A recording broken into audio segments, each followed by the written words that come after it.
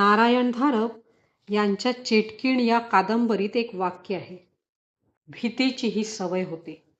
त्यावरून लेखक श्री किरण बोरकर यांना सुचलेली ही छोटी लघुकथा, भीतीची ही सवय होते. नटराजच्या दारातच विष्णू आम्हाला भेटला. महिन्यातून एकदा शेट्टीच्या नटराजला भेट द्यायची हा आमचा शिरस्ता. आम्ही आत घुसायला आणि विष्णू विष्णू बाहेर पडायला एकच गाठ पडली. काय विष्णू भाऊ, झाली का? विक्रमने अंगठा ओठाजवळ नेऊन विचारले. अर्थात त्याला पाहून विष्णूच्या कपाळावर आठ्या पडल्याच, तरीही तोंडातून होकार निघून गेला. आता डायरेक्ट नाईटला का? मी विचारले. विष्णू सरकारी हॉस्पिटलमध्ये कामाला होता आणि ड्युटी ही शवागृहात होती. त्यामुळे रात्रभर त्या प्रेतांच्या सान्निध्यात राहावे लागायचे. त्या एकांतात प्रेतांबरोबर कसे राहत असेल असा प्रश्न नेहमीच पडायचा. पण त्याचेही उत्तर विक्रमने एकदा शोधून काढले. त्या दिवशी नटराजमध्ये विक्रम त्याच्यासमोर जाऊन बसला आणि त्याच्याच पैशाने एक पेग प्यायला. बहुतेक त्यामुळेच विष्णू विक्रमकडे रागाने बघत होता. विष्णू, तुला भीती वाटत नाही का त्या प्रेतांसोबत राहायची? मी विचारले. भीतीची सवय होते भाऊ, त्याने थंड आवाजात उत्तर दिले आणि पुढे निघाला. आम्ही खांदे उडवून आत शिरलो. इकडे विष्णूची स्वारी बऱ्यापैकी रंगात आली. सवयीप्रमाणे त्याने दुसऱ्या पाळीतील कामगारांकडून चार्ज घेतला आणि नेहमीप्रमाणे शवागृहात चक्कर मारली.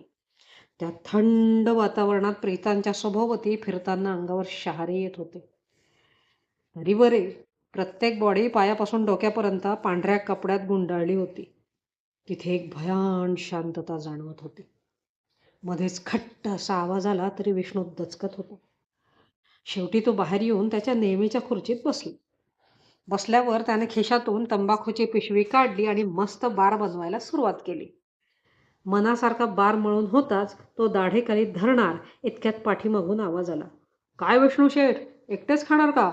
विष्णू दचकून मागे वळले. समोर अंत्या पवार उभा होता. डोक्यावर पट्टी, हाताला बँडेज, बहुधा फ्रॅक्चर असावे. चायला अंत्यात तू? हे काय, कुठे पडलास? विष्णूने आश्चर्यचकित होऊन प्रश्नांची फैर झाडली. अरे घरी जात होतो, रस्त्यात ऑइल सांडले, तिथून बाईक घसरली. चांगले 10 फूट घसरत गेलो, तिथेच बेशुद्ध पडलो. आत्ता जाग आली, बघतो तर आपलेच हॉस्पिटल.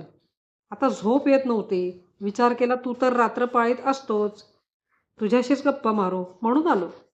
तंबाखूचा बार त्याच्याकडून घेत अंत्या म्हणाला. बरे झाले आलास, मलाही कंटाळा येतो बघ असे बसून. इथे कोण येणार आहे सहज, आणि मीही फार वेळ जागा राहत नाही. काय आहे इथे चोरी करण्यासारखे? मुडदे, आता गप्पा मारू, मग जा तू आरामात झोपायला, विष्णू खुशीत म्हणाला. विष्णू, तुला इथे भीती नाही वाटत? अंत्या हळूच म्हणायला. कुणाची, मुडद्यांची की भूताची? विष्णूने सहज विचारले. दोघांचीही, अंत्याने हसून विचारले. वाटायची, पण आता भीतीचीही सवय झाली. आता काहीच वाटत नाही. तुझ्यासारखे बरेच जण झोप येत नाही म्हणून गप्पा मारून जातात, थंड आवाजात विष्णू म्हणाला. बरे, घरी कोणाला कळवले आहेस की नाही? विष्णूने आठवण झाल्यासारखे विचारले. माहीत नाही रे, आता शुद्धीवर आलो तेव्हा सगळे झोपून होते. कोणाला उठवले नाही मी.